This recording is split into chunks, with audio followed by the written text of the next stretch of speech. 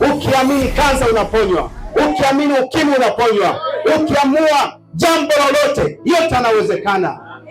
Ukiamua masikini unaondoka. Naona kama mtu anashangaa vile.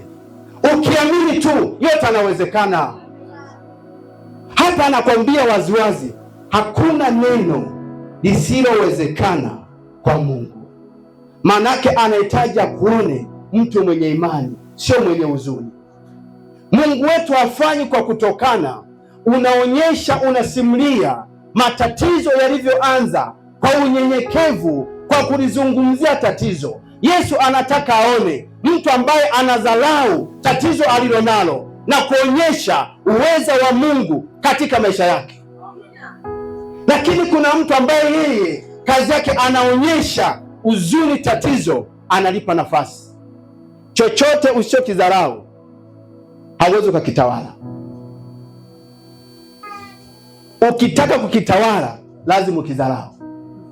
Bwana Yesu asifiwe. Amen. Hata kama pesa, kama bado unaheshimu, unaiogopa, hauwezi kuitawala, maana iko juu yako.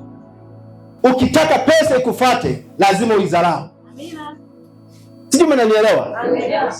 Hakuna sehemu yoyote ambayo unaweza ukaitawala kama bado unaiogopa. Dharau magonjwa, dharau maskini, Yesu akufungulie mlango. Dharau matatizo. Mwimbaji amesema kila jambo lina majira yake na nyakati zake. Leo nimekoswa, sitapoteza kumwamini Yesu. Lazima nitamwamini Yesu tu. Kasome kitabu cha Matendo ya Mitume sura 16 mstari wa 19 ili ukajua kuna watu ambao mnaishi, lakini kuna watu ambao wanafaidika tatizo ulionalo, wanafaidika umaskini ulionao. Ulimwengu wa kiroho wanafurahia unavolia, wanafaidika kukosa kazi. Umesoma, una elimu, lakini hauna kazi. Lakini kuna mwenzako ambaye hajasoma kama ulivyofika wewe, lakini yeye ana kazi. Maanake amebadilisha maisha yako. Unaanza kuishi, unarudi kinyume, wenzako anasonga mbele. Leo natangaza kwa jina la Yesu, Mungu aliyenipa mamlaka, yeyote aliyehusika kukuzika, nami natangaza na kufukua. Yeyote aliyehusika kukufukia baharini, nami natangaza bahari na ipasua. Utaanza kuonekana majira haya. Yeyote aliyesimama akazuia mafanikio yako, nami ninatangaza kwa jina la Yesu, nafungua mlango mpya wa maisha, nafungua stori mpya ya maisha.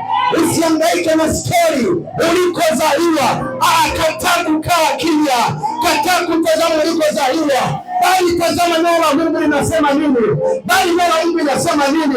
Haijalishi ulikozaliwa hakuna aliye na kazi, haijalishi ulikozaliwa hakuna biashara, lakini Yesu anasema hakuna neno lisiyowezekana kwa Mungu. Yote yanawezekana. Anza kuamini uzima sasa, anza kuamini mafanikio sasa, anza kuona ndoa yako, anza kuona watoto wako, anza kuona ukiinuliwa. Simama watu waambie, ninahamisha leo, ninaingiza kwenye mafanikio leo, ninaingiza kwenye hatima yangu. Yeyote anayepambana na maisha yako, nimekuja na bila Bwana, natangaza watu nyumbani kwao, natangaza watu nyumbani kwao waliopanga kuzike, ninatangaza jina la Yesu, ukazike, akageuka, akamwambia jina la Yesu. Amini tu. Maisha ni vita. Pokea nguvu ya kuinuliwa. Yeyote ambaye alitumika akakutia upofu, ukashindwa kuona maamuzi, leo nafungua fahamu zako, leo nafungua macho yako rohoni. Uanze kuona utajiri wa Mungu, uanze kuona uponyaji wa Mungu. Pokea kuinuliwa kwa jina la Yesu. Ninapambana kwa jina la Yesu. Kuna mtu mmoja anatafuta kazi, hautapita mwezi huu kabla hujapokea kazi yako. Uamini tu kwa jina la Yesu. Kuna wengine wanadai madeni, kuna wengine wanapoteza fedha. Ninaamuru kabla ya saa 12 ninatangaza kupokea simu ya kulipa pesa zako. Ninatangaza ujumbe wako, pokea sasa. Wengine simu inasaitika mkristo. Ninaamuru kupokea simu ya habari njema, pokea habari njema, pokea kwa jina la Yesu. Mimi ni baba wa imani. Bwana Yesu asifiwe. Nilienda kwa sina hela yoyote. Bwana Yesu asifiwe. Walisafiri mama yangu kwenda Bukoba kutoa mahali, wakati mimi sina hata hela ya nini, tunasema ni ya posa. Bwana Yesu asifiwe. Mama nimempa bahasha na kitambaa, naomba nakuja, wakati sina hata senti 5. Hicho ni kiwango cha kiimani ngumu sana. Watu na watanguzi wanaenda mpaka safari Bukoba, wanapanga mahali, lakini sina pesa. Bwana Yesu asifiwe. Wananiuliza wakiwa na mke wangu, mzee wa kanisa ananipigia simu, mwanangu unakwenda? Mimi napanda gari saa 4 kamili. Muda huo sina hata chakula nyumbani. Bwana Yesu asifiwe. Sina chochote hata chakula. Niko ndani nanyosha nguo, namshukuru Mungu. Namwambia Mungu, nasema asante. Asante kwa safari. Nimeelekea kwenda Ukweni, nimerudi. Sina pesa yoyote. Lakini Mungu anasema mwenye haki wangu ataishi kwa imani. Baada ya muda mrefu, jua limechwea, sijui mwigizo uko wapi. Saa 1:30 kamili simu ikatokea, Bwana, hiyo pesa leo niombe imepatikana. Nami nikasema Mungu nashukuru, sijaonyesha udhaifu, maana Mungu wangu ni Mungu ambaye anayejibu maombi. Na aweza kushika 19 peke yake. Matendo 16 sura 17 mpaka 19. Soma 19 peke yake. Kiswahili cha sasa pia nasema, ndio matajiri wa yule msichana walipoona kwamba tumaini lao la kupata mali limekwisha, waliwakamata Paulo na Sila. Ishia kwanza. Maana yake ni nini?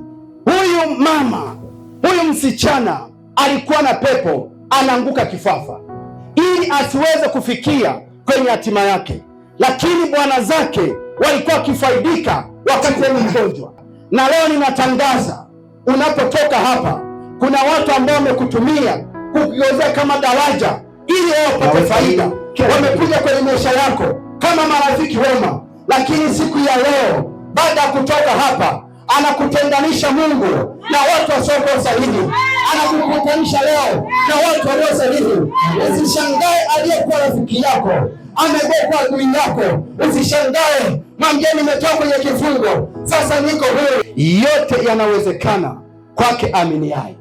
Ukikubali neno hilo, maisha yako yatabadilika, historia yako itabadilika. Yesu anasubiria mtu mmoja aweze kuona imani yake,